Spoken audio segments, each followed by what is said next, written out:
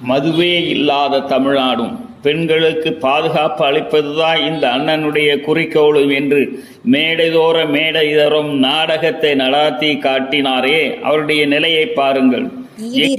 போதைப் பொருள் அங்காடிப்படுத்தப்பட்டிருக்கிறது. தமிழ்நாடு மட்டுமல்ல, இந்தியா முழுவதுக்குமே எங்கிருந்து அங்காடிப்படுத்தப்பட்டிருக்கிறது என்பதை பாருங்கள். லீமா ரோஸ் அவர்களின் தம்பி அப்படின்னு சொல்றாங்க.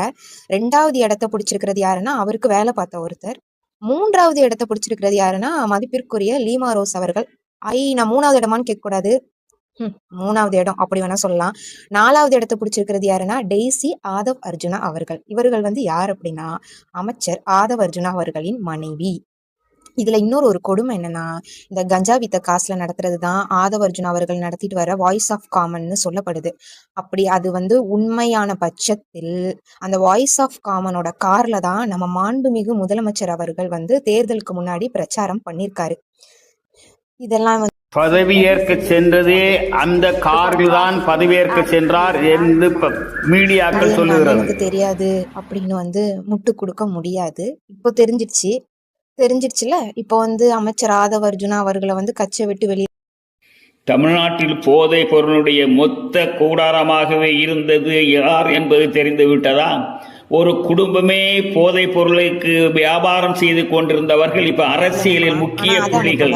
நாடு உண்மையை பேசினாங்களோ அவங்களெல்லாம் பிடிச்சி ஜெயில போடுறதுதான் மாண்புமிகு முதலமைச்சரின் வேலையா?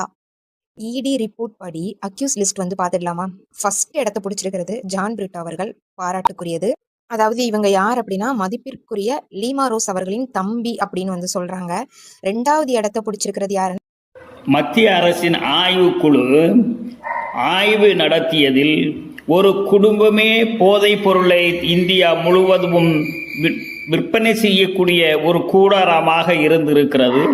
அவர்தான் இப்போது தமிழ்நாடு அரசியலை நிர்ணயிக்கக்கூடியவர்களாக இருக்கிறார்கள்.